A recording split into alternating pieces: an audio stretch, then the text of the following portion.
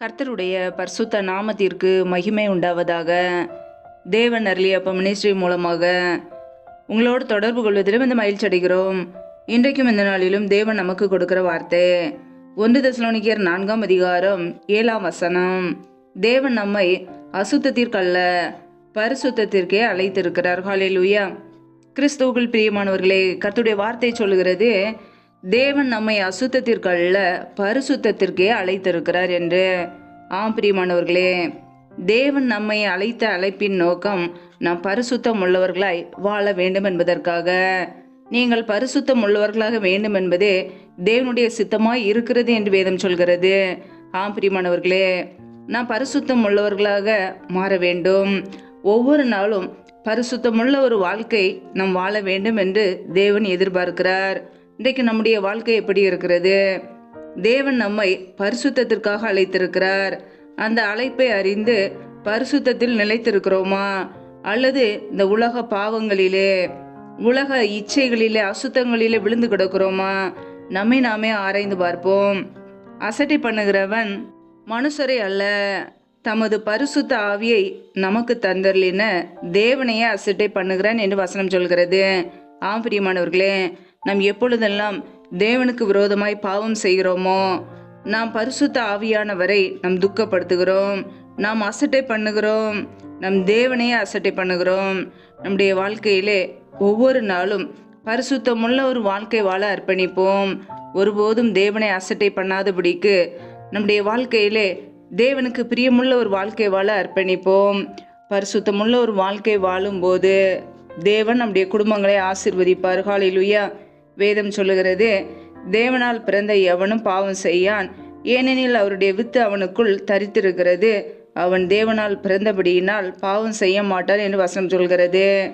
நம் இயேசு கிறிஸ்துவிலே நிலைத்திருக்க வேண்டும், அவருடைய வார்த்தையிலே நிலைத்திருக்க வேண்டும்.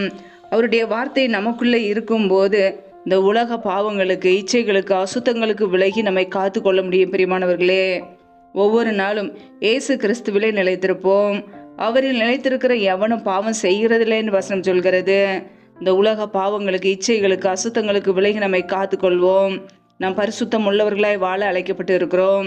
ஒவ்வொரு நாளும் நம்முடைய வாழ்க்கையிலே பரிசுத்தமுள்ள ஒரு வாழ்க்கைக்கு நேராக நடக்கும்போது கர்த்தர் நம்மை ஆசீர்வதிப்பார், நித்திய ஜீவனை நமக்கு கொடுப்பார். ஹல்லேலூயா.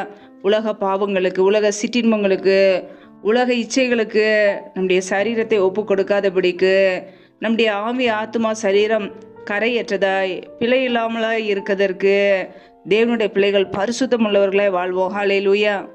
தேவன் நம்மை அசுத்தத்திற்கல்ல பரிசுத்தத்திற்கே அழைத்திருக்கிறார் என்பதை அறிந்து தேவனை துக்கப்படுத்தாதபடிக்கு, பரிசுத்த ஆவியானவரை துக்கப்படுத்தாதபடிக்கு பரிசுத்தம் உள்ளவர்களாய் வாழ நம்மை அர்ப்பணிப்போம். ஹல்லேலூயா. கர்த்தர் நம்மோடு கூட இருந்து பெரிய காரியங்களை செய்வார். கர்த்தர் தாமே இந்த வார்த்தையின்படி உங்களை ஆசீர்வதிப்பாராக. ஆமேன். நம்மை நாமே அவருடைய சமூகத்திலே தாழ்த்தி ஜெபிப்போம். ஜெபம். எங்களை அதிகமாய் நேசிக்கிற எங்கள் அன்பின் பரலோக தகப்பனே, மெய் துதிக்கிறோம், ஸ்தோத்திரிக்கிறோம் அப்பா. இந்த இரவு நேரத்துக்காக மெய் துதிக்கிறோம். ஒவ்வொரு நாளும் எங்களை பத்திரமாய் பாதுகாத்து ஜீவனோடு வைத்திருக்கிற அன்பிற்காக நன்றி அப்பா. இணைந்திருக்கிற ஒவ்வொரு குடும்பங்களையும் என்னுடைய கரங்களிலே தருகிறோம். என் தேவன் ஆசீர்வதிங்கப்பா. பிள்ளைகள் என்னென்ன காரியங்களுக்காக எதிர்பார்க்கிறார்களோ எல்லாவற்றிலும் நன்மையை கட்டளையிடுங்கப்பா. சத்துரு கொண்டு வருகிற போராட்டங்கள், பிரச்சனைகள், தீமைகள் எல்லாவற்றுக்கும் விலைக்கு பாதுகாத்து கொள்ளுங்க. ஒவ்வொரு குடும்பத்தையும் என்னுடைய கரங்களிலே அர்ப்பணிக்கிறோம். யாரெல்லாம் கடன் பிரச்சனையிலே, உபத்திரவத்திலே கண்ணீரோடு வாழ்கிறார்களோ, ஏன் வாழ வேண்டும் என்று நிம்மதி இல்லாமல் கஷ்டப்படுகிறார்களோ, என் தேவன் அவர்களுக்கு விடுதலை கொடுங்கப்பா. கடன் என்ற நிந்தையிலிருந்து நீக்கி பிள்ளைகளை ஆசீர்வதிங்கப்பா. கர்த்தருடைய கரம் பிள்ளைகளை ஆசீர்வதிக்கட்டும். யாரெல்லாம் வேலைக்காக ஜெபிக்கிறார்களோ கர்த்தர் அற்புதமாய் பிள்ளைகளுக்கு வேலைகளை கொடுங்கப்பா. யாரெல்லாம் கர்ப்பத்தின் கனிக்காக ஜெபிக்கிறார்களோ பிள்ளைகளை ஆசீர்வதிங்க. கர்ப்பத்தின் கனியில் உள்ள தடைகளை நீக்கி ஆசீர்வதிங்கப்பா. எந்தெந்த குடும்பங்களிலெல்லாம் கணவன் மனைவிக்கிடையே பிரிவினையோடு வாழ்கிறார்களோ என் தேவன் அவர்களை இணைத்து வைங்கப்பா. அந்த குடும்பத்தில் தேவ சமாதானத்தை கட்டளையிடுங்க. நம்முடைய கரங்களில் அர்ப்பணிக்கிறோம். எந்தெந்த குடும்பங்களிலெல்லாம் பலவீனத்தோடு, சோர்வோடு, வியாதியோடு கஷ்டப்படுகிறார்களோ என் தேவன் அவர்களுக்கு நல்ல சுகத்தை கொடுங்க, ஆரோக்கியத்தை கட்டளையிடுங்கப்பா. இந்த இரவு நேரத்தில் இன்பமான நித்திரை கொடுங்கப்பா. அதிகாலையிலிருந்து தெய்வ சமூகத்திலே காத்திருக்க பலன் தாங்க. முற்றிலுமாக தாழ்த்தி ஜெபிக்கிறோம். எல்லா துதிகன மகிமையெல்லாம் ஒருவருக்கே செலுத்துகிறோம்.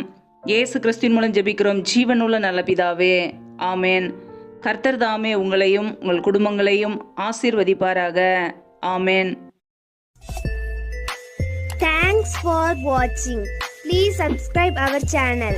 Click the like and share. Click the bell. God bless you.